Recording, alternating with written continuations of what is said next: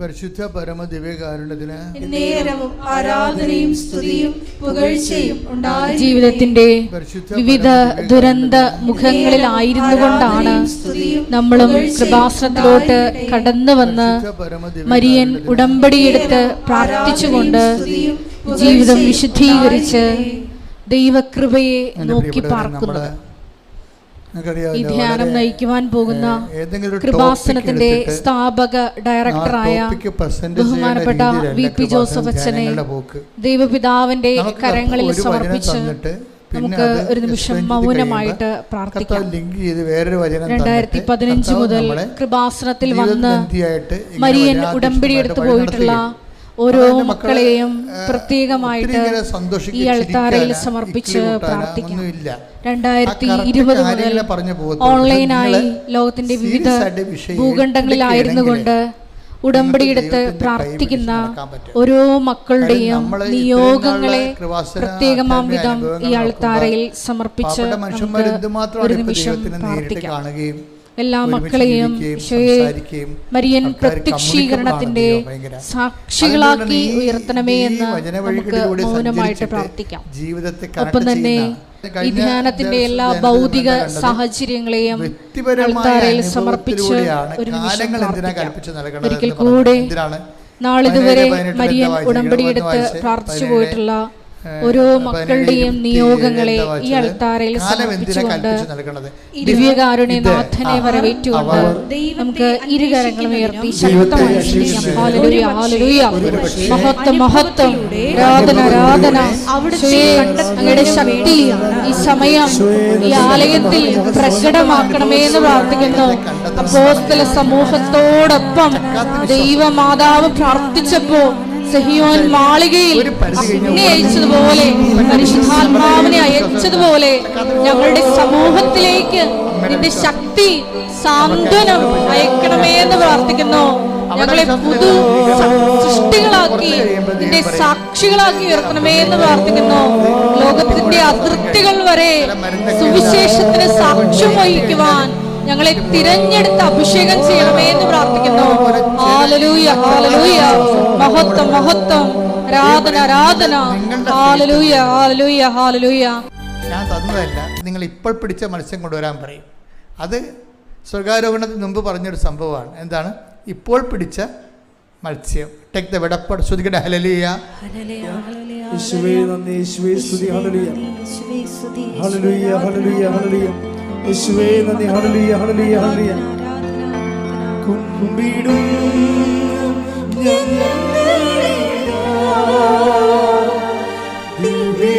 ദിവ്യനായക സന്നിധി കുമ്പിടും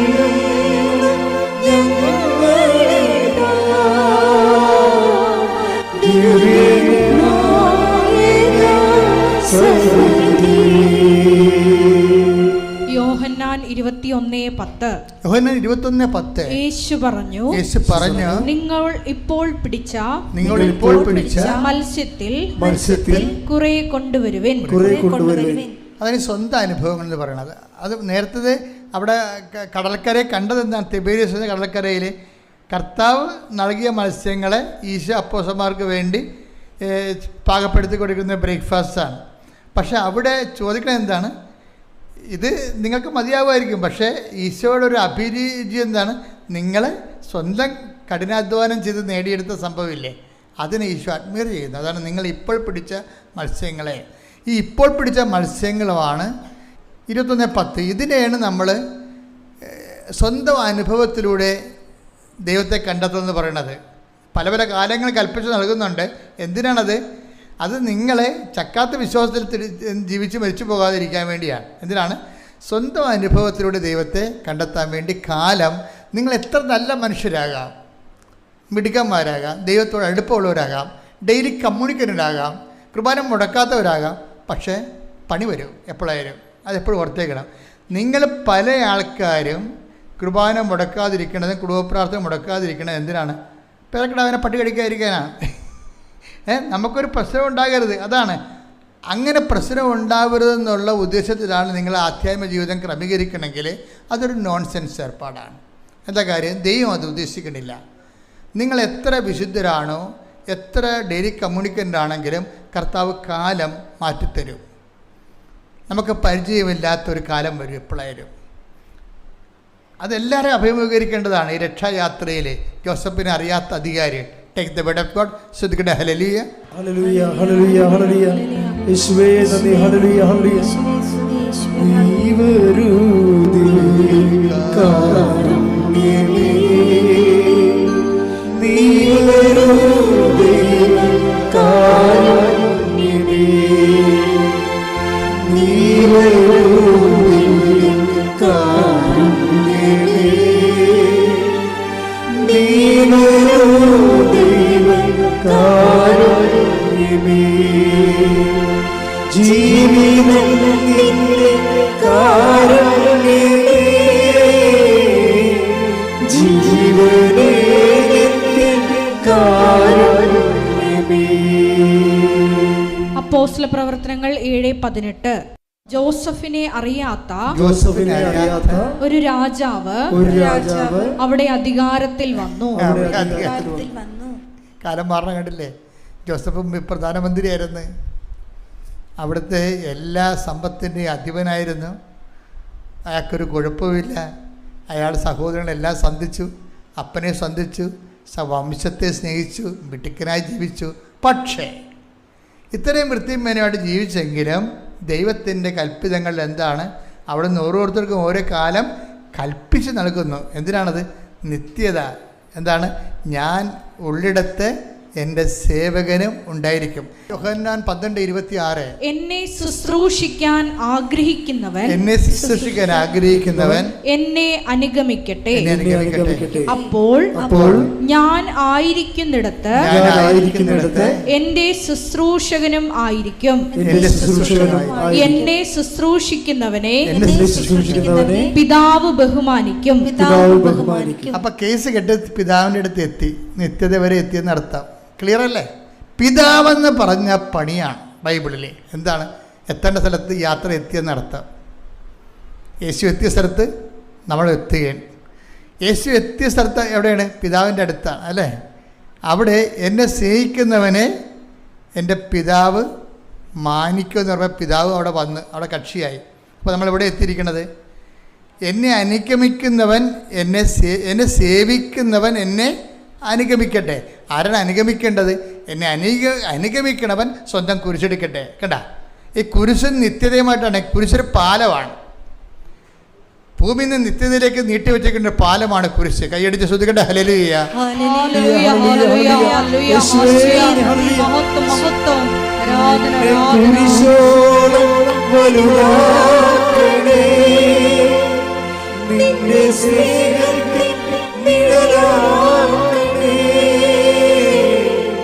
എന്റെ കുരിശോളം വലുതാക്കണേ, നിന്റെ സ്നേഹത്തിൽ നിഴലാക്കണേ.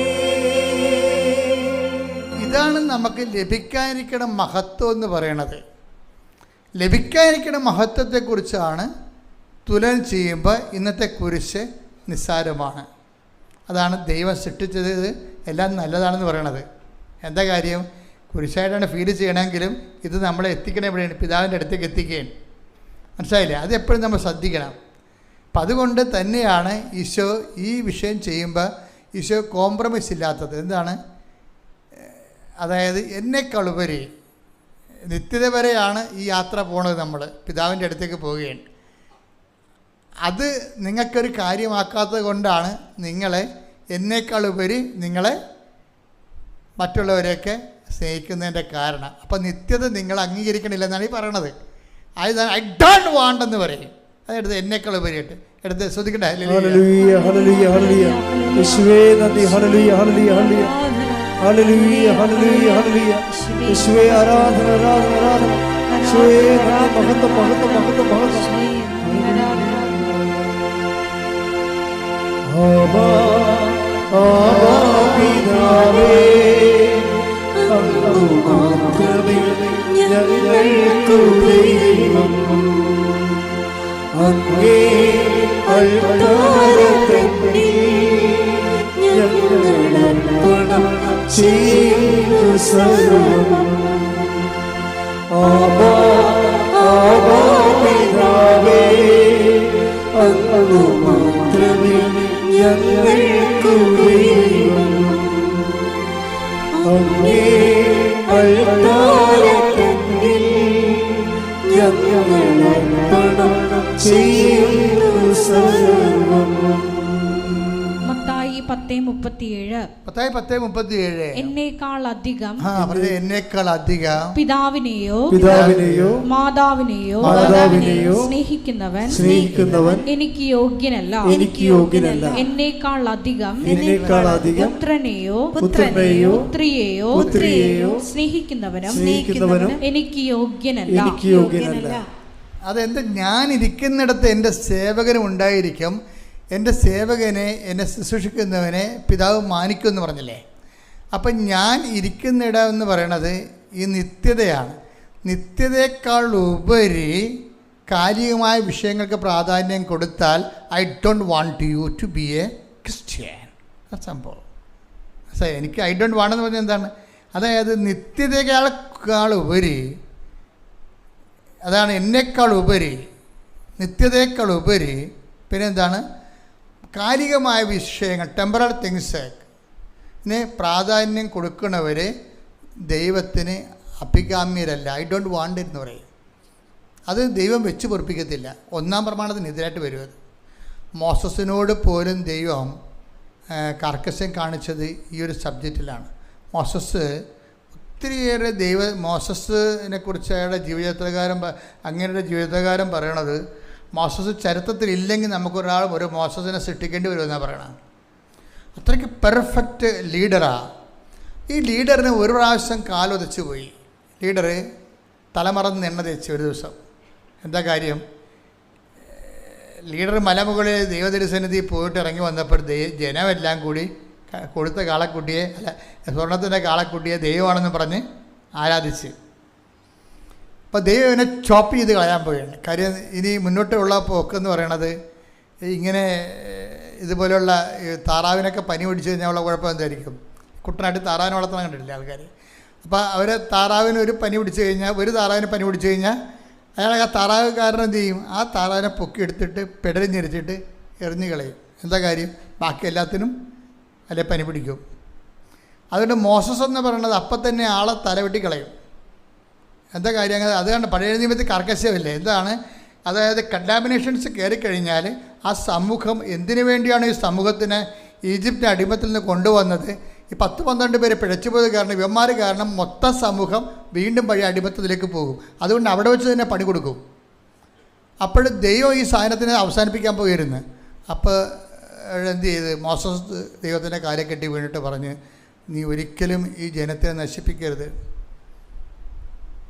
അപ്പോൾ നശിപ്പിച്ച് കഴിഞ്ഞാലുള്ള കുഴപ്പമെന്ന് വെച്ച് കഴിഞ്ഞാൽ, അങ്ങനെ നിനക്ക് നശിപ്പിക്കണമെന്നുണ്ടെങ്കിൽ ഈ എൻ്റെ പേര് നിൻ്റെ പുസ്തകത്തിൽ നിന്ന് വെട്ടിക്കളയാൻ പറയും. ഇതൊരു മണ്ടത്തരമായിപ്പോയി ശരിക്കും പറഞ്ഞാൽ. പുള്ളി വികാരം കൊണ്ട് പറഞ്ഞതാണ്, ജനങ്ങളോട് സ്നേഹം കൊണ്ട് പറഞ്ഞതാണ്. പക്ഷേ ഇത് സംഗതി പണിയായിപ്പോയി. പിറ്റേ ദിവസം പുള്ളിയുടെ പ്രാർത്ഥനാ ജീവിതത്തിന് പാളിച്ച വരും. നമ്മൾ ശ്രദ്ധിച്ചാൽ മതി. ജോഷുവ ഇവിടെ വെച്ചാൽ ജോഷുവ കയറാൻ തുടങ്ങണത്. പുറപ്പാട് 32:32 അവിടുന്ന് കനിഞ്ഞ് അവരുടെ പാപം ക്ഷമിക്കണം. അവിടുന്ന് മോസസ് പറയണതാണ്, ഈ വിഗ്രഹാദിന പാപം ക്ഷമിക്കണം. അല്ലെങ്കിൽ അവിടുന്ന് എഴുതിയിട്ടുള്ള പുസ്തകത്തിൽ നിന്ന് എന്റെ പേര് മായ്ച്ചു കളഞ്ഞാലും. ഇപ്പൊ എന്നാ പറ്റി? ദൈവത്തിന്റെ പുസ്തകത്തിൽ നിന്ന് ഇങ്ങയുടെ പേര് മായ്ച്ചു കളയാൻ പറയുകയാണ്. അപ്പം അതിനൊരു വിലയുമില്ല ആ പുസ്തകത്തിന്. നമ്മളെല്ലാവരും ജീവിക്കണത് എന്തിനാണ്? ആ പുസ്തകത്തെ പേരെഴുതി ചേർക്കാനാണ്. ബൈബിൾ അവസാനിക്കണത് എന്തിനാ? ജീവൻ്റെ പുസ്തകത്തിൽ പേരെഴുതപ്പെട്ടവരെ കുറിച്ചാണ് ബൈബിൾ അവസാനം പറയണത്. എന്താ പറയണത്? വെളിപ്പാട് 20:15 ജീവന്റെ ഗ്രന്ഥത്തിൽ പേരെഴുതപ്പെടാത്തവരെല്ലാം അഗ്നി തടാകത്തിലേക്ക് എറിയപ്പെട്ടു. പ്രാർത്ഥന പോലും ദൈവത്തോട് ചോദിച്ച് പ്രാർത്ഥിക്കണമെന്നാണ്. ദൈവമേ, ഞാൻ ഇങ്ങനെ പ്രാർത്ഥിക്കാൻ പോകുമ്പോൾ ഇതിൻ്റെ അകത്ത് വല്ല കൺകറൻസിൻ്റെ കുഴപ്പമുണ്ടോ? ഇയാൾ ദൈവത്തോട് ചോദിക്കാതെ പുള്ളി വികാരം കൊണ്ടൊരു പ്രാർത്ഥന പ്രാർത്ഥിച്ചപ്പോൾ എന്ത് പറ്റി? ജനമകത്തും ദൈവം പുറത്തുപോയി. ഇപ്പോൾ ദൈവത്തെക്കാൾ ഉപരി ഇയാൾ ജനത്തെ സ്നേഹിക്കുന്ന പോലെയായി. പറഞ്ഞ മനസ്സിലായി? ഈ സാധനത്തിൻ്റെ ആധ്യാത്മികത എന്ന് പറഞ്ഞ ഒരു നിലപാടാണ്. അതിൽ ഒന്നാം സ്ഥാനം നിൻ്റെ കർത്താവ് ദൈവം ഞാനാകുന്നു, ഞാനല്ലാതെ ആ സ്ഥാനത്തോ ആ പ്രദേശത്തോ വേറെ ഒരു സബ്സ്റ്റൻസ് വരരുത്. റെഫറൻസ് എപ്പോഴും ശ്രദ്ധിച്ചേക്കണം. നിങ്ങൾ ദൈവത്തെക്കാൾ ഉപരി നിങ്ങളുടെ ജോലി, ദൈവത്തെക്കാൾ ഉപരി നിങ്ങളുടെ ഇരിക്കാതിരിക്കുന്ന മകള്, ദൈവത്തെക്കാൾ ഉപരി നിങ്ങളുടെ ജീവിത പങ്കാളി, ദൈവത്തെക്കാൾ ഉപരി നിങ്ങളുടെ സ്ഥലം, വീടിനൊക്കെ പ്രാധാന്യം കൊടുത്താൽ ഓട്ടോമാറ്റിക്കായിട്ട് നിങ്ങളുടെ പ്രാർത്ഥനാ ജീവിതം തകരും. എന്താ കാര്യം? പ്രാർത്ഥനാ ജീവിതത്തിൻ്റെ അകത്ത് പാളിച്ചകൾ വരും. അതിനകത്ത് കുഴപ്പമൊന്നുമില്ല. പക്ഷെ വേറെ ആൾക്കാർ അതിനേക്കാൾ ഉപരി ദൈവത്തിൻ്റെ പിടിപാടുള്ളവർ ഉയർന്നു വരും. അപ്പോൾ അത് എന്ത് ചെയ്യും? നിന്നെ താത്തണില്ല, നിന്നെ ദൈവം നേരിട്ട് താത്തതില്ല. പക്ഷെ വേറെ ആൾക്കാർ ഉയർത്തുമ്പോൾ നീ ഓട്ടോമാറ്റിക്കായിട്ട് തന്നു പോകും. അതാണ് വിഷയം. അതാണ് മോശത്തിന് സംഭവിക്കുന്നത്. ആ താഴേക്ക് വന്ന വായിച്ച് ജോഷുവ കയറി വന്ന് നോക്കിയേ. പുറപ്പാട് 33:11. സ്നേഹിതനോടെന്ന പോലെ. സ്നേഹിതനോടെന്ന പോലെ. സ്റ്റാറ്റസിന് കുഴപ്പമൊന്നുമില്ല. പക്ഷെ ആ സ്റ്റാറ്റസ് കൊണ്ട് പൊടികോരത്തിന് തന്നെ പറ്റത്തുള്ളൂ. പണിയാണത്, നിസ്സാരമല്ല. സ്റ്റാറ്റസിന് കുഴപ്പമൊന്നുമില്ല. സ്നേഹിതനോടെന്ന പോലെ കക്ഷിയോട് സംസാരിക്കുന്നുണ്ട്. അതിൻ്റെ അകത്ത് ദൈവം മുഖം വീർപ്പിച്ചിരിക്കുക ഒന്നും ചെയ്യുന്നില്ല. കമ്മ്യൂണിക്കേഷൻ എല്ലാം സ്മൂത്തായിട്ട് എണ്ണയിട്ട് യന്ത്രം പോലെ നടക്കുന്നുണ്ട്. പക്ഷെ എവിടെയോ പണിയായിട്ടുണ്ട്. എന്താണ് വായിച്ചേ? സ്നേഹിതോടുന്ന പോലെ കർത്താവ് മോശയോട് മുഖാഭിമുഖം സംസാരിച്ചിരുന്നു. അതിനുശേഷം മോശ പാളയത്തിലേക്ക് മടങ്ങിപ്പോകും. എന്നാൽ അവന്റെ സേവകനും ദേവൻ ആള് കണ്ടാ, എന്നാൽ അവന്റെ സേവകനും നൂനിന്റെ പുത്രനുമായ ജോഷുവ എന്ന യുവാവ് കൂടാരത്തെ വിട്ടുപോയിരുന്നില്ല. ദൈവ സാന്നിധ്യം വിട്ടുപോണില്ല. ഇപ്പൊ മോസസിനേക്കാൾ കൂടുതൽ സമയം ദൈവമായിട്ട് ചെലവഴിക്കുന്നത് ആരാണ്? ഇപ്പം ജോഷുവ. ഈ സംഭവത്തിന് ശേഷമാണ്. ഇതിന് എന്ത് പറ്റുമെന്ന് അറിയണമെങ്കിൽ അവസാനം നിങ്ങൾ ഈ ജോഷുവ ചെന്ന് അവസാനിക്കണം നോക്കിയാൽ മനസ്സിലാവും. അവസാനം ഈ ബാറ്റൻ കൈമാറും. മോസസിൻ്റെ കയ്യിൽ നിന്ന് ബാറ്റൻ വാങ്ങിച്ചിട്ട് ജോഷുവയ്ക്ക് കൊടുക്കും. ജോഷുവ ഈ ആളെ ആട്ടിത്തെളിച്ചുകൊണ്ട് പോകും. അവൻ വാഗ്ദാന നാട്ടിൽ പ്രവേശിക്കും. അപ്പോൾ ഈ ജനം മത്സരിക്കും. പക്ഷെ ജനത്തിൻ്റെ കൂടെ ജോഷുവ നിൽക്കത്തില്ല. മോസസിനെ പോലെ ജോഷുവ പറയും, ലാൻഡ് നിങ്ങളുടെ മുമ്പിലുണ്ട്, നിങ്ങൾക്ക് കർത്താവിനെ വേണ്ടെങ്കിലേ നദിക്കക്കരെ നിങ്ങളുടെ പിതാക്കന്മാരെ കാണിച്ച പരിപാടിയൊക്കെ ചെയ്യാം. യു ക്യാൻ ഗോ, നിങ്ങൾക്ക് എല്ലാവർക്കും പോകാം. പക്ഷേ ഞാനും എൻ്റെ കുടുംബവും വി വിൽ നോട്ട് ഗോ. ആ വാക്കെന്ന് പറഞ്ഞാൽ ഭയങ്കര സംഭവമാണ്. മോസസിനെതിരെ ഉള്ളൊരു പണിയാണ് ആ വരണത്. മോസസ് എന്താ പറഞ്ഞത്? നിൻ്റെ പുസ്തകത്തിൽ നിന്ന് എൻ്റെ പേര് മായ്ക്കാൻ പറയും ജനത്തിന് വേണ്ടി. ഇപ്പം എന്താ ജോഷുവ പറയണത്? എനിക്ക് ജനമല്ല വരുത്, എനിക്ക് എൻ്റെ ദൈവമാണ് വരുത്. കൈയടിക്കട്ടെ, സ്തുതിക്കട്ടെ. ഹല്ലേലൂയ, ഹല്ലേലൂയ, ഹല്ലേലൂയ. മഹത്വം, മഹത്വം, ആരാധന, ആരാധന. ദൈവപിതാവേ നന്ദി, ദൈവപിതാവേ ആരാധന, ദൈവപിതാവേ മഹത്വം.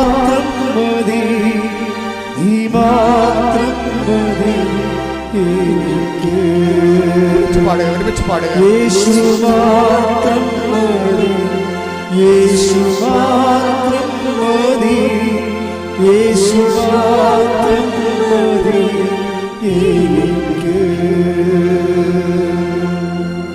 24:15. കർത്താവിനെ സേവിക്കുന്നതിന്. കേട്ടോ പറഞ്ഞേ. ജോഷുവ പറയണതാണ്. വാഗ്ദാന നാട്ടിൽ എത്തിയതിനു ശേഷം പറയണതാണ്. കർത്താവിനെ സേവിക്കുന്നതിന് മനസ്സില്ലെങ്കിൽ നദിക്കക്കരെ നിങ്ങളുടെ പിതാക്കന്മാർ സേവിച്ച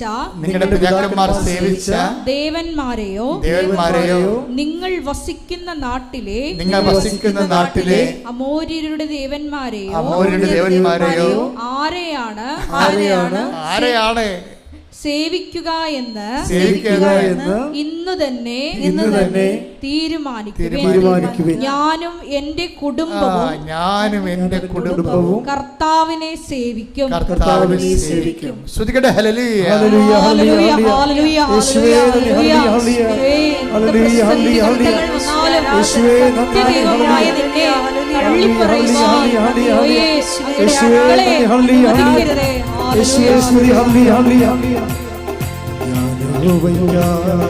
കാത്തു കാത്തല്ലോ അവനെങ്കിലേക്കു ചാഞ്ചു കേട്ടല്ലോ.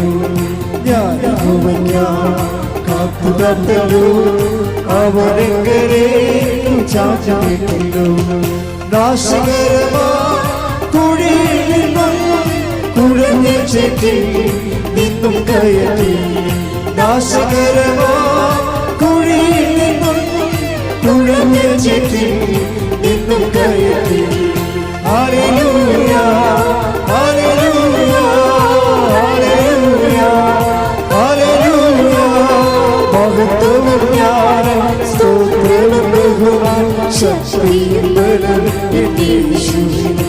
ആമേൻ. മഹത്വവും ജ്ഞാനം സ്തോത്രവും ബഹുമാനം ശക്തിയും ബലവും യേശുവിന്.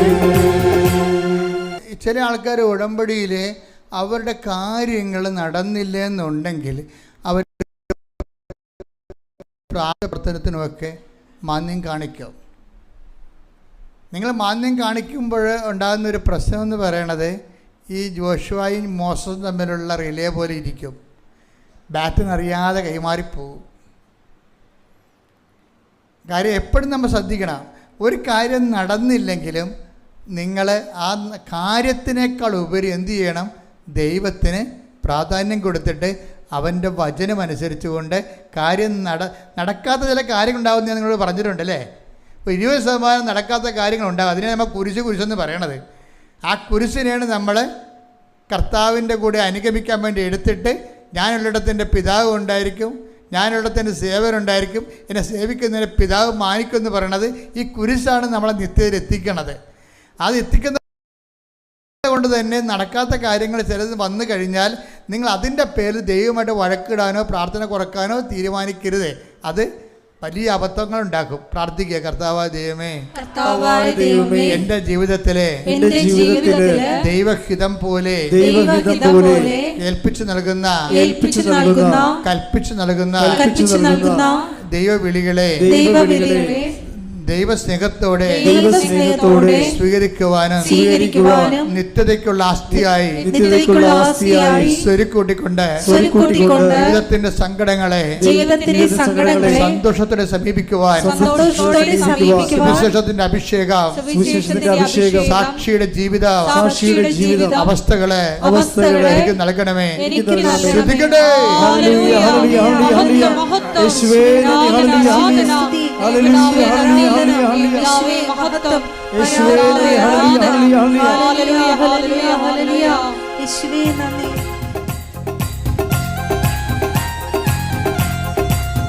ഒരുമിച്ച് പാടുക. കഷ്ടങ്ങൾ സാരമില്ല, കണ്ണുനീർ സാരമില്ല, കഷ്ടങ്ങൾ സാരമില്ല, കണ്ണുനീർ സാരമില്ല. നിത്യതേജസ്സിൽ ഘനമോർത്തിടുമ്പോൾ ഞൊടി നേരത്തേക്കുള്ള കഷ്ടങ്ങൾ സാരമില്ല, കണ്ണുനീർ സാരമില്ല. നിത്യതേജസ്സിൽ ഘനമോർത്തിടുമ്പോൾ ഞൊടി നേരത്തേക്കുള്ള കഷ്ടങ്ങൾ സാരമില്ല.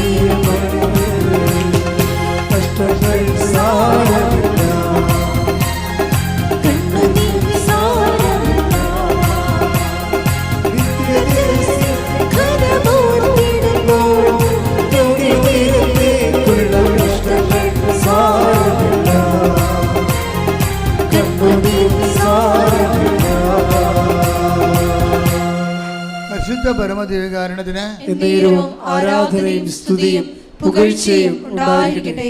നമ്മൾ ഉടമ്പടിയുടെ അനുഭവങ്ങൾ നമ്മളിങ്ങനെ വളരെ സ്കാൻ ചെയ്തെടുക്കുമ്പോൾ 2 തരം ദൈവവിളി അതിൻ്റെ അകത്തുണ്ട്. ഒന്ന്, ദൈവവിളി ഇപ്പോൾ ഉടമ്പടിയൊക്കെ ആദ്യമൊക്കെ വരണത് ആകർഷിപ്പാണ്. ആകർഷിപ്പ് കഴിഞ്ഞിട്ടാണ് പിന്നീട് ആകർഷിപ്പ് എല്ലാവരും തന്നെ ഒരു 95% പേരും ഉടമ്പടി ആകർഷിപ്പിലാണ് വരണത്. ആദ്യം സാക്ഷ്യം കണ്ട് ആകർഷിച്ച് വരും.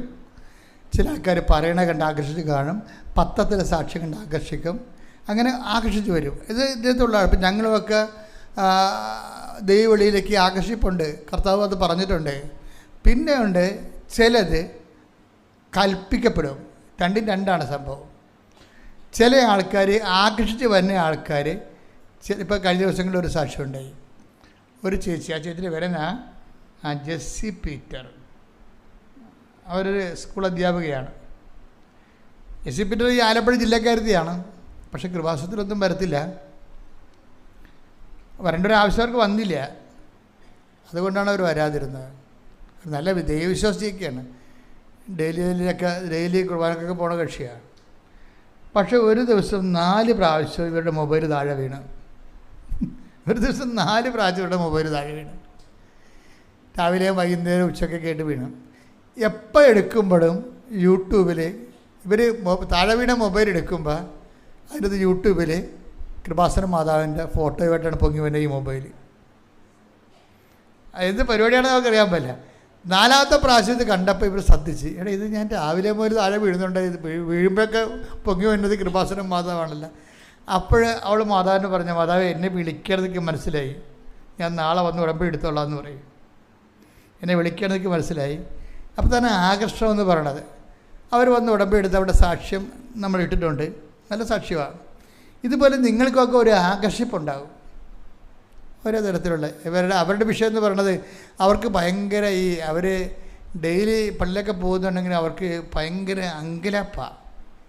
2 മക്കൾ പെൺമക്കളുണ്ടെങ്കിൽ 2നെയും കെട്ടിച്ച്. പക്ഷേ പെൺമക്കളൊക്കെ കെട്ടിപ്പോയി, അവർക്ക് പിന്നെ പിള്ളേരൊക്കെ ആയി, പിന്നെ ഭർത്താവായി, അവർക്ക് വീടായി, വീടിൻ്റെ കാര്യത്തിലൊക്കെ അന്വേഷിക്കലായി.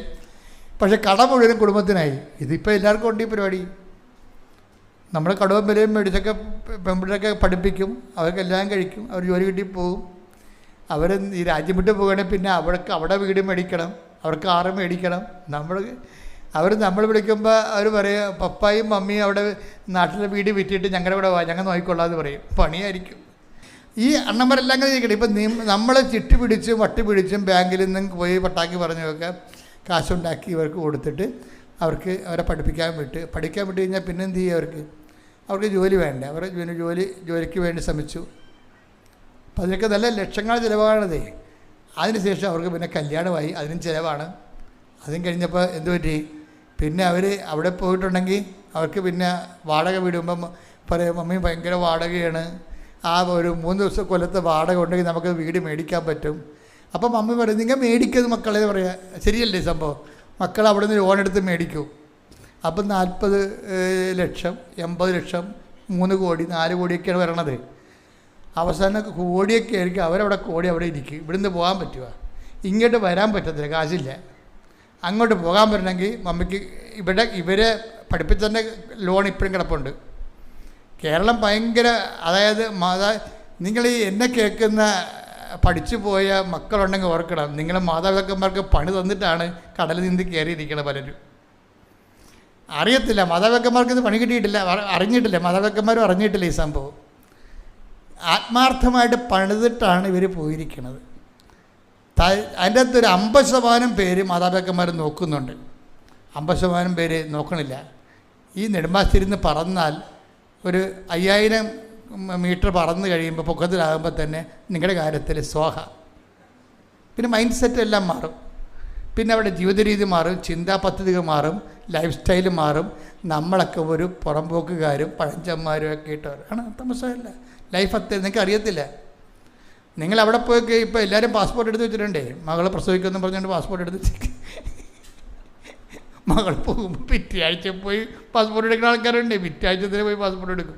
എപ്പോഴും പ്രസവം ഉണ്ടാകുമല്ല എന്ന് പറഞ്ഞുകൊണ്ട് നിങ്ങൾ ആ കൊച്ചിനെ വളർത്തി 2 കൊല്ലം കഴിയുമ്പോൾ നിങ്ങളവർ കൊറിയർ ചെയ്യും. ഇപ്പോൾ ബ്ലൂ ഡാർട്ടിലില്ല, ബ്ലൂ ഡാർട്ട് അവർ നിങ്ങളെ കൊറിയർ ചെയ്യാൻ വേണ്ടി പുതിയ ഒരു സംഭവം തുടങ്ങിയിട്ടുണ്ട്. മാതാപിതാക്കന്മാർ അവിടുന്ന് കൊറിയർ ആ കൊച്ചിന് 2 വയസ്സ് കിട്ടി ആയാൽ മതി. അതുവരെ ഭയങ്കര തേരും പാലും പഞ്ചാരയും ഒക്കെ ആയിരിക്കും. 2 വയസ്സായി കഴിഞ്ഞാൽ അപ്പം തന്നെ പാക്ക് ചെയ്യും. എല്ലാവരെയും പാക്ക് ചെയ്യുമെന്ന് ഞാൻ പറയില്ല. പിന്നെ ആ ജോസഫ് ഞങ്ങളുടെ കൊച്ചിനെ അറിയാമല്ലോ, ഞാൻ തേനും പാലും പോയിരിക്കും, എൻ്റെ അവരെന്ന് ജീവനാണ് എന്ന് പറയും. ജീവനാണ് അല്ലെന്ന് ഞാൻ പറഞ്ഞില്ലല്ല. ഇനി ജീവൻ കഴിഞ്ഞിട്ട് എപ്പോഴും കുറച്ച് മരണം എപ്പോഴും ഉണ്ടല്ല, വരുവേ, കാത്തിരുന്നാൽ മതി. കുറച്ച് കഴിയുമ്പോൾ എല്ലാം മാറും. ഇപ്പം ഇവരുടെ പ്രശ്നം അതാണ്, ഈ ചെറുത്തിൻ്റെ പ്രശ്നം അതാണ്. എന്താ പ്രശ്നം? അവർ പറയണം, പക്ഷെ അവരുടെ പെൺമക്കൾ വലിയ കുഴപ്പമില്ലാത്തതാണ് കേട്ടോ. എല്ലാവരും ഞാൻ 50% ഓക്കെ ആണെന്ന് പറഞ്ഞു, 50% പ്രശ്നമുള്ളൂ. ഇവരുടെയൊക്കെ ഈ കടമെല്ലാം വന്ന് ഇവർക്ക് കൂടി. ഇവർ എല്ലാ ദിവസവും പള്ളിയിൽ പോകുന്നുണ്ട്, പക്ഷേ മനസ്സിങ്ങനെ ആന്തിക്കൊണ്ടിരിക്കുകയാണ്. കടം പലിശക്ക് കയറിക്കൊണ്ടിരിക്കുകയാണ്. ഇതെവിടെ ചെന്ന് അവസാനിക്കുമെന്ന് പറയും. ഇവർക്ക് എവിടെ പോകണമെന്നറിയാൻ പാടില്ല. പക്ഷേ ദൈവമായിട്ടിങ്ങനെ ഡെയിലി കമ്മ്യൂണിക്കൻ്റാണ്. കർത്താവിനെ സ്വീകരിക്കുന്ന ആളായത് കാരണം ഈ ദൈവത്തിൻ്റെ ആൾക്കാരെ ദൈവം വിടത്തില്ലല്ല. അപ്പോൾ ഉടനെ ഇവിടെ മൊബൈൽ തട്ടി താഴെ ഇട്ടിട്ട് ഇവിടെ എങ്ങോട്ട് എന്താ ചെയ്യേണ്ടതെന്ന് പറഞ്ഞു കൊടുത്ത് പൊങ്ങി വരുമ്പോൾ കൃപാസനം മാതാവ്. അങ്ങനെ ഒരു ദിവസം 4 പ്രാവശ്യം സംഭവിച്ചു. 4 പ്രാവശ്യം സംഭവിച്ച് അവസാനം വന്ന് ഇവർ ഉടമ്പടി എടുത്തിട്ട് ആദ്യമൊന്നും മാതാവ് മൈൻഡ് ചെയ്യില്ല. ഉടമ്പടി മര്യാദയ്ക്ക് ജീവിക്കണമെന്ന് പറഞ്ഞിട്ട്, ഈ നാട്ടിലുള്ള ആളല്ലേ, ഞങ്ങളും അങ്ങനെയാണ്. ഈ എന്തെങ്കിലും വിഷയം ഉണ്ടാകുമ്പോൾ ആലപ്പുഴക്കാർ വഴി വരുവേ. അപ്പോൾ ഞങ്ങൾ പറയും ഉടമ്പടി എടുക്കാൻ പറയും, അയ്യോ അച്ഛൻ ഞങ്ങളുടെ പള്ളിയിൽ അച്ഛൻ ഇരുന്നിട്ടുള്ളതാണ്. ഞാൻ ഇരുന്നിട്ടുണ്ട്, നടന്നിട്ടുണ്ട്, അതൊക്കെ ശരിയാണ്. പക്ഷേ തൽക്കാലം നമ്മൾ സംസാരിക്കണമെങ്കിൽ ഈ സ്ഥാപനം ഉണ്ടായിട്ട് 30 കൊല്ലമായി ഇല്ലേ, 30 കൊല്ലമല്ലേ. അപ്പോൾ അത് സ്വാഭാവികമായിട്ടും നിങ്ങൾ ആദ്യം ഈ സ്ഥാപനത്തെക്കുറിച്ച് അവിടെ നടക്കുന്ന കാര്യങ്ങളെക്കുറിച്ചും കർത്താവിനെക്കുറിച്ചും അമ്മ അവിടെ ചെയ്യുന്ന കാര്യങ്ങളെക്കുറിച്ചൊക്കെ ഒന്ന് പഠിക്കുക. അത് കഴിഞ്ഞ് നമ്മൾ സംസാരിക്കാമെന്ന് പറയും. വേറെ കാര്യമൊന്നുമില്ല. അതെന്ത് സംഭവിച്ചു? ഈ ചേച്ചി ഇതുപോലെ തന്നെ ചില ആൾക്കാർക്കുണ്ട്, അവർ നല്ലവണ്ണമാണല്ലോ ജീവിക്കുന്നത്, അവരുടെ രീതി അനുസരിച്ച് പോയാൽ പിന്നെ എന്തിനാണ് എക്സ്ട്രാ ആയിട്ട് ആണെന്ന് ചോദിക്കും. പക്ഷേ ഉള്ള പ്രശ്നം വെച്ച് കഴിഞ്ഞാൽ നമ്മൾ ഏതെങ്കിലും ഒരു ഘട്ടത്തിൽ, ഇപ്പം അച്ഛന്മാർ വന്ന് എന്നോട് ചോദിക്കത്തില്ലേ, അച്ഛന്മാരും ബഹുമാനോടെ സിസ്റ്റേഴ്സും ചോദിക്കുന്നുണ്ട്. കുറേ അച്ഛന്മാർ ഉടമ്പടി എടുത്തിട്ടുണ്ടേ. CMA അച്ഛന്മാരെടുത്തിട്ടുണ്ട്, യാക്കോബ അച്ഛന്മാരെടുത്തിട്ടുണ്ട്, ഓർത്തഡോക്സ് അച്ഛന്മാരെടുത്തിട്ടുണ്ട്. അവരുടെ ജീവിത പങ്കാളിയോട് വന്ന് കുടുംബസമേതം ഉടമ്പടി എടുത്തിട്ടുണ്ട്. ഉടമ്പടി പുതുക്കിയിട്ടുള്ള 3, 4, 5 പുതുക്കിയിട്ടുള്ള യാക്കോബ അച്ഛന്മാരുണ്ട്. അപ്പോൾ ഇവർ ആദ്യ കാലങ്ങളിൽ കത്തോലിക്ക അച്ഛന്മാരും വന്ന് ചോദിക്കും, അച്ഛൻ നമ്മളൊക്കെ ഒരു ഉടമ്പടിയിലല്ലേ അച്ഛനും ഉടമ്പടി എടുത്തിട്ടാണല്ലോ അച്ഛനാകണത്. ഞങ്ങൾ ഉടമ്പടി എടുത്തിട്ടുണ്ട്. സിസ്റ്റർമാർ ചോദിക്കും, ഞങ്ങൾ ഉടമ്പടിയിലാണ്, പിന്നെ ഞങ്ങൾക്ക് എന്താണ് ഈ ഉടമ്പടി എന്ന് പറയും. അപ്പോൾ ഞാൻ പറയും, രണ്ടും 2 ഉടമ്പടി, നമ്മളെടുത്ത ഉടമ്പടിയും ഈ ഉടമ്പടിയും തമ്മിൽ കുറച്ച് വ്യത്യാസമുണ്ട്. എന്താണ് ഉടമ്പടിയുടെ വ്യത്യാസം? ഞങ്ങളെടുത്ത ഉടമ്പടി എന്താ പറഞ്ഞേക്കുന്നത്? പ്രിയ മകനെ നീ, പിതാവ് നമ്മുടെ കയ്യിൽ പട്ടത്തിൻ്റെ സമയത്ത് പുസ്തകം തരും, കർത്താവിൻ്റെ വചനം തരും. പ്രിയ മകനെ നീ എന്താ ചെയ്യണം? ഇത് വിശ്വസിക്കണം, പിന്നെന്ത് ചെയ്യണം? ഇത് വിശ്വസിക്കണം, പിന്നെന്ത് ചെയ്യണം? ഇത് ജീവിക്കണം. അപ്പം നമ്മളത് കർത്താവിൻ്റെ നാമത്തിൽ സഭയുടെ പ്രതീകമായി പിതാവിനോട് അനുസരണ വാഗ്ദാനം ചെയ്ത്. പക്ഷേ നമ്മുടെ മരിയൻ ഉടമ്പടി വരുമ്പോൾ വേറെ പ്രശ്നമുണ്ട്. പ്രിയമകനെ നീ ഇത് വിശ്വസിച്ചാൽ മാത്രം പോരാ, ഇത് ജീവിച്ചാൽ മാത്രം പോരാ, ഇതെന്താണ്? വെയിലും മഴയും കൊണ്ട് നടന്ന് ഇത് പ്രചരിപ്പിക്കണം. അതാണ് പ്രശ്നം. അപ്പോൾ ഇത് വ്യത്യാസമുണ്ട് അതിൻ്റെ അകത്ത്. ഇത് പ്രചരിപ്പിക്കണം. ഇത് നിങ്ങൾ നോക്കിയാൽ മനസ്സിലാവും. കർത്താവിനെ കൈമാറണം. കർത്താവിനെ കൈമാറാൻ നമ്മളെ ഏറ്റവും കൂടുതൽ ഇന്നത്തെ കാലത്ത് സഹായിക്കുന്നതാണ്. എന്താ കാര്യം? ഈ പത്രം വെന്ത ചോറാണെന്ന് അതിനോട് അമ്മ പറഞ്ഞത്. ഒരു ബൈബിൾ കൊടുത്താൽ ചിലപ്പോൾ അവർ വായിക്കത്തില്ല, വായിച്ചാൽ മനസ്സിലാകത്തില്ല അവർക്ക്. പക്ഷെ പത്രം കൊടുത്താൽ ആ ബൈബിൾ തന്നെ വെന്ത് പാലിച്ച് ജീവിതാനുഭവങ്ങളായിട്ടിരിക്കണതാണ്. ആ അനുഭവങ്ങൾ കേൾക്കുമ്പോൾ ആൾക്കാർ കർത്താവിന് ആ അനുഭവം നൽകിയ ദൈവത്തിലേക്ക് വരും. ബഹുമാനപ്പെട്ട സിസ്റ്റേഴ്സും വന്നതിനോട് ചോദിക്കും, പക്ഷേ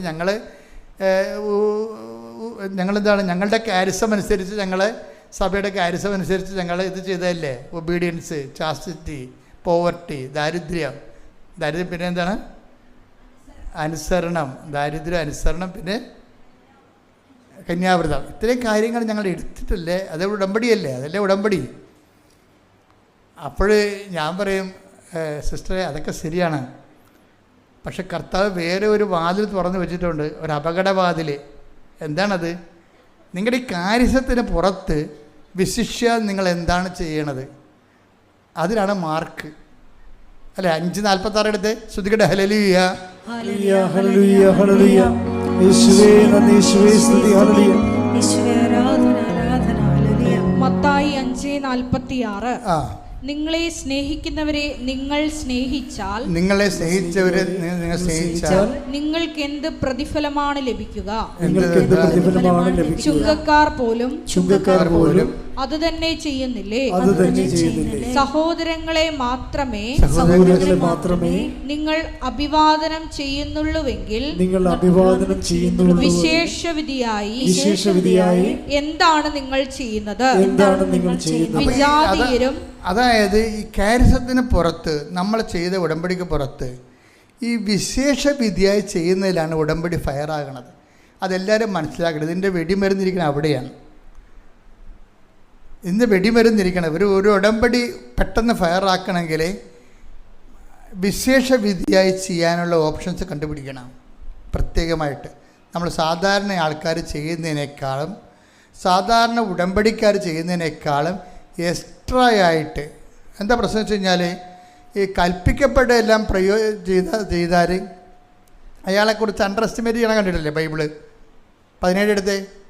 ലൂക്ക 17:10. ഇതുപോലെ തന്നെ നിങ്ങളും കൽപ്പിക്കപ്പെട്ടവയെല്ലാം ചെയ്തതിന് ശേഷം ഞങ്ങൾ പ്രയോജനമില്ലാത്ത ദാസന്മാരാണ് കടമ നിർവഹിച്ചതേയുള്ളൂ എന്ന് പറയുവിൻ. അപ്പൊ സിസ്റ്റർമാരും ശരി, ആ കടമ നിർവഹിക്കുക, കാരിസം അനുസരിച്ചുള്ള ജീവിതമേ ജീവിച്ചിട്ടുള്ളതെന്നുണ്ടെങ്കിൽ ചില സമയത്ത് സ്റ്റാറ്റസിൻ്റെ അകത്ത് ഇനിയും വളരാനുള്ള പുതിയ ചാൻസാണ് ഉടമ്പടി നൽകുന്നത്. നമുക്ക് വിശേഷ വിധിയായി ചെയ്യാനും നമ്മൾ കൽപ്പിക്കപ്പെട്ടതിനേക്കാൾ കൂടുതൽ ചെയ്യാനും അങ്ങനെ ചെയ്തുകൊണ്ട് ദൈവതിരുസന്നിധിയിൽ ദൈവത്തിന് തോന്നണം. എന്താണ് തോന്നണത്? ദൈവത്തിൻ്റെ ഒരു വിശ്വാസിയാണ് എന്ന് തോന്നരുത്. എന്താണ്? യേശുക്രിസ്തുവിൻ്റെ സ്വന്തം ആൾക്കാരാണല്ലോ കണക്ക് കൂട്ടാതെ ജീവിക്കണത്.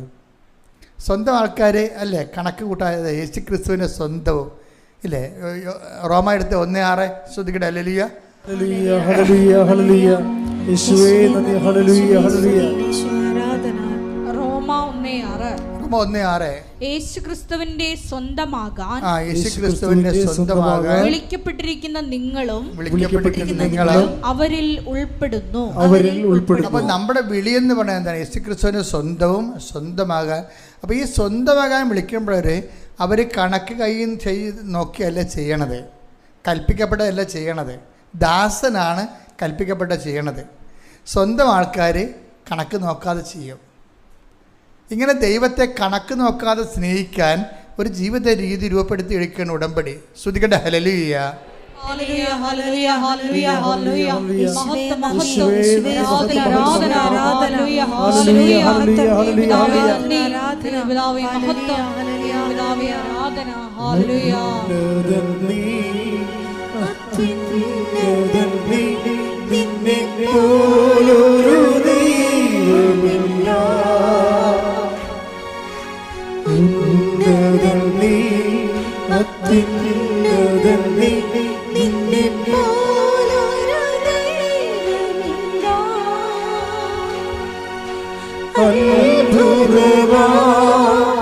അതിശയവാ നീ മാത്രമേ ദൈവമെന്നും.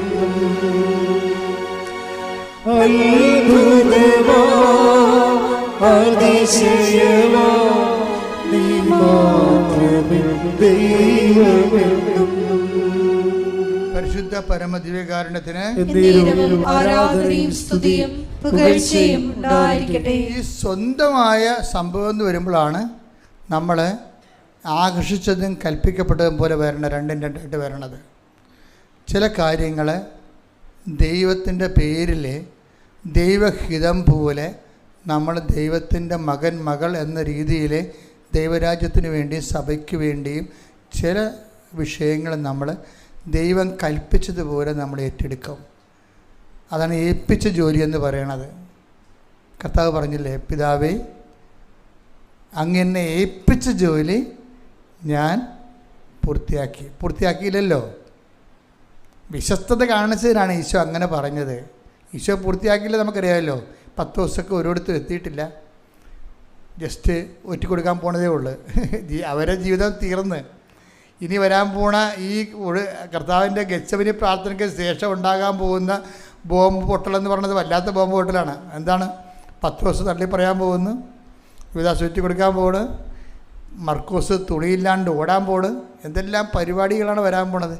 എന്നിട്ട് പറയും, ഈശോ പറയും ഏൽപ്പിച്ച ജോലി ഞാൻ പൂർത്തിയാക്കിയെന്ന്. ഈ കലാപരിപാടിയൊക്കെ നടക്കുമെന്ന് ഈശോയ്ക്ക് അറിയാം.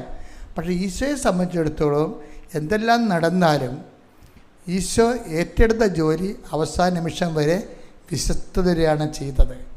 ഫിഡേലിറ്റി ആയിട്ട് ചെയ്യുന്നതാണ് പൂർത്തിയാക്കുക എന്ന് പറയണത് ഈശോയുടെ. അപ്പം നമ്മളെ സംബന്ധിച്ചിടത്തോളം ഉടമ്പടിയെ സംബന്ധിച്ചിടത്തോളം നിങ്ങൾ ഒരു ഉഡായിപ്പ് ജീവിത ഉടമ്പടിയായിട്ട് മുന്നോട്ട് കൊണ്ടുപോകരുത്. മറിച്ച് ചെയ്യുന്നത്രയും കാര്യങ്ങൾ വിശ്വസ്തയോടെ അങ്ങോട്ട് ചെയ്യണം. അപ്പോൾ ഉടമ്പടി പൂർത്തിയായതിന് തുല്യമായിരിക്കും. പ്രാർത്ഥിക്കുക. കർത്താവായ ദൈവമേ, ഉടമ്പടി വിശ്വസ്തയോടെ അവസാന നിമിഷം വരെ പാലിച്ചുകൊണ്ട് ഉടമ്പടി പൂർത്തീകരിച്ച് ജീവിക്കുവാൻ പ്രത്യേക അഭിഷേകം നൽകണമേ. ശ്രുതികടെ ഹല്ലേലൂയ.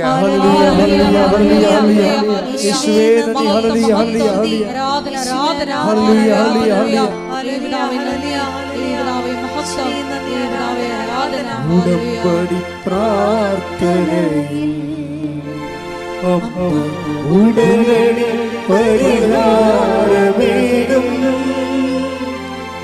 ഉടമ്പടി പ്രാർത്ഥനയിൽ ഉടനടി പരിഹാരമേകും. അവൻ പറയുന്നത് ചെയ്തിടും. ജീവിതം ധന്യമായിത്തീർന്നിടും. അവൻ പറയുന്നത് ചെയ്തിടും. ജീവിതം ധന്യമായിത്തീർന്നിടും. പരിശുദ്ധ പരമദിവ്യകാരുണ്യത്തിന് ആരാധനയും സ്തുതിയും പുകഴ്ചയും ഉണ്ടായിരിക്കട്ടെ. എല്ലാവരും എഴുന്നേൽക്കുക. എൻ്റെ പ്രിയപ്പെട്ടവരെ, ജീവിത ദുരിതങ്ങൾക്കും ജീവിത തടസ്സങ്ങൾക്കും എതിരെയുള്ള ദൈവികമായ ശാസന പ്രാർത്ഥനയുടെ സമയമാണ്. നമ്മൾ വലിയ അനുഗ്രഹത്തിൻ്റെ ഒരു മണ്ണിലെ മണിക്കൂറുകളോളം കർത്താവിൻ്റെ വചനം കേട്ടതാണ്. ഒരു കാര്യം സത്യമാണ്, കർത്താവ് ഈ ധ്യാനം കൂടി ഒരു കുഞ്ഞിനെ പോലും വെറും കൈയോടെ വിടത്തില്ല. കർത്താവ് നിൻ്റെ ഉന്നതമായ നാമത്തിന് സ്വസ്ഥം ചെയ്യുന്ന കർത്താവ്, നിൻ്റെ വിശുദ്ധ പൗരോഹിത്യത്തെ നീ മഹത്വപ്പെടുത്തണമേ. കർത്താവെ, സഭയിലുള്ള സാന്നിധ്യം നീ പ്രകടമാക്കണമേ. 39 വർഷം ഞാൻ അർപ്പിച്ച കുർബാനയുടെ യോഗ്യതയാൽ കൃപാസ്ഥാനത്താറെ ജീവനോടെ പ്രത്യക്ഷപ്പെട്ട പരിശുദ്ധമ്മയുടെ മാധ്യസ്ഥതയിൽ ഈ ആൾത്താറെ നടന്ന 10,000 ആരാധന ശക്തിയാൽ ഞാൻ മക്കളെ ആശീർവദിക്കുന്ന ശ്രുതികട ഹല്ലേലൂയ. ഹല്ലേലൂയ ഹല്ലേലൂയ ഹല്ലേലൂയ ഹല്ലേലൂയ. ആരാധന, മഹത്വം മഹത്വം, ആരാധന ആരാധന. ഹല്ലേലൂയ ഹല്ലേലൂയ. യേശുവേ, നീ ഞങ്ങളെ നോക്കി കാണുന്നതിന് നന്ദി പറയുന്നു, ഞങ്ങളെ സന്ധിക്കുന്നതിന് നന്ദി പറയുന്നു, ഞങ്ങളെ കരുണയോടെ നോക്കുന്നതിന് നന്ദി പറയുന്നു. ഹല്ലേലൂയ.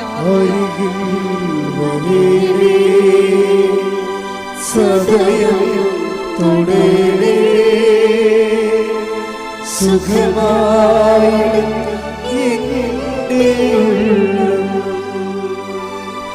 അരികിൽ വരേണേ, സദയം തൊടേണേ. സുഖമായി എൻ്റെ ഉള്ളം. പരിശുദ്ധ പരമദിവ്യകാരുണ്യത്തിന് ആരാധനയും സ്തുതിയും പുകഴ്ചയും ഉണ്ടായിരിക്കട്ടെ. മക്കളെ, രോഗസൗഖ്യ പ്രാർത്ഥനയുടെ സമയമാണ്. നിങ്ങൾ കൈകൾ മാറ്റി മാറ്റി വെക്കണം. രോഗമുള്ളിടത്തേക്ക് നെഞ്ചുവേദനയുള്ളവർ നെഞ്ചിൽ വെക്കണം. അതിനുശേഷം കരൾ രോഗമുള്ളവർ നെഞ്ചിൻ്റെ താഴെ കൈ വെക്കണം. ഉദരരോഗമുള്ളവർ കൈ വയറിൽ വെക്കണം. കുടൽ രോഗമുള്ളവർ താഴേക്ക് ഇറക്കി വെക്കണം. ഇങ്ങനെ ഓരോ സ്ഥലങ്ങൾ എവിടെയാണ് നിങ്ങൾക്ക് വേദനകൾ കർത്താവ് നിങ്ങളെ മാതാവിൻ്റെ പ്രത്യക്ഷീകരണത്തിന് നമുക്ക് ഉള്ള ഏറ്റവും വലിയ അനുഗ്രഹം എന്താണ്? ദൈവത്തിൻ്റെ ഏറ്റവും വലിയൊരു ആവശ്യമാണ് മാതാവിൻ്റെ പ്രത്യക്ഷീകരണം സഭ ഏറ്റെടുക്കുക എന്നുള്ളത്. അതിനാണ് നമ്മൾ പ്രത്യക്ഷീകരണ പ്രാർത്ഥന ചൊല്ലണത്. അതുകൊണ്ട് തന്നെ ഈ സന്ദേശം കൈമാറുന്നത് ദൈവത്തിൻ്റെ ഒരു ആവശ്യമായതുകൊണ്ട് തന്നെ നമുക്ക് അർഹതയോടെ പ്രാർത്ഥിക്കാൻ, യോഗ്യതയോടെ പ്രാർത്ഥിക്കാൻ കഴിയും. അച്ഛൻ പ്രാർത്ഥിക്കുന്ന സമയത്തെല്ലാം ഇടിമുഴക്കം പോലെ ശ്രദ്ധിച്ചുകൊണ്ടിരിക്കണം. രോഗികൾക്ക് വേണ്ടി പ്രാർത്ഥിക്കണം. കർത്താവേ, നിന്റെ വിശുദ്ധ പൗരോഹിത്യത്തെ മഹത്വപ്പെടുത്തണമേ.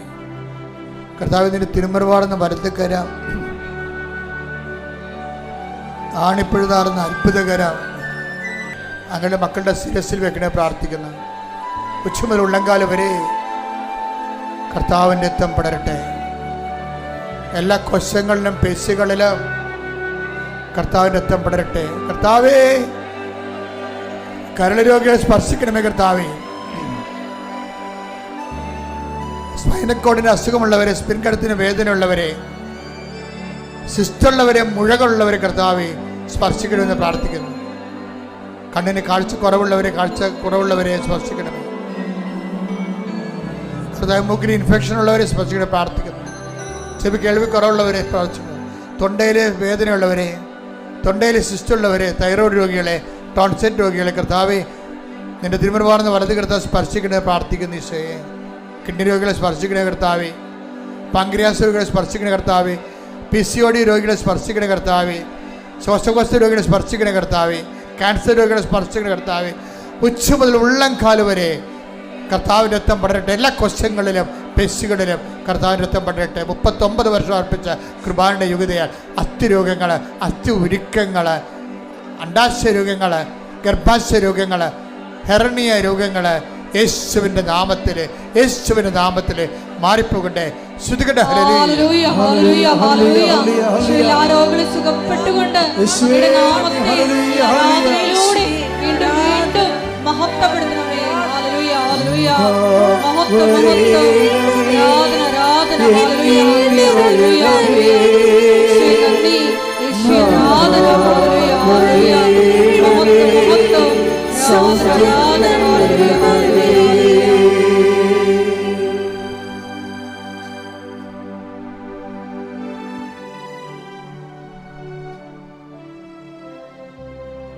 സമാപന ആശീർവാദം.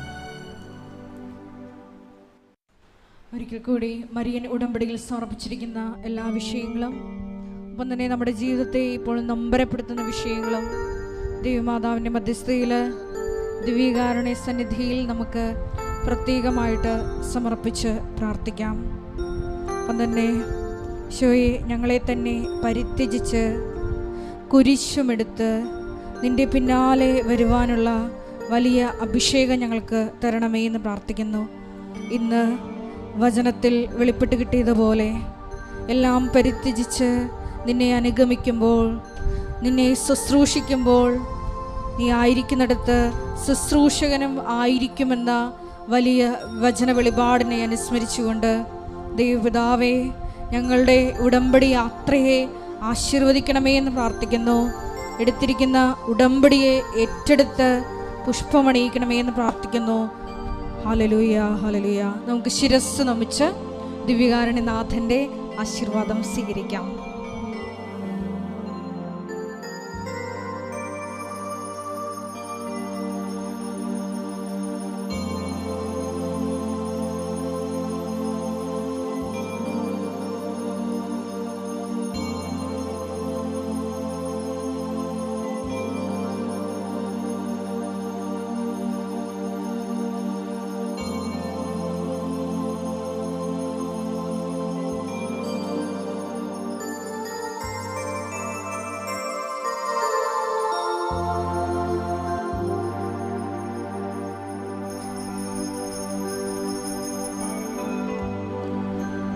പരിശുദ്ധ പരമ ദിവ്യകാരുണ്യമേ, എന്നുമെന്നും അങ്ങേക്ക് ആരാധന. പരിശുദ്ധ ദിവ്യകാരുണ്യമേ, എന്നുമെന്നും അങ്ങേക്കാരാധന.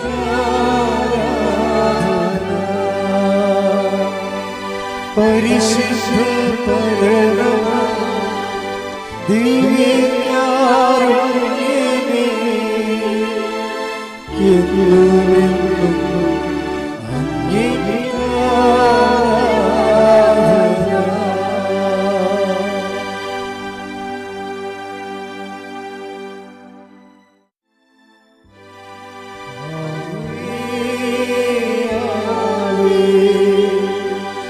ആവേ മറിയ,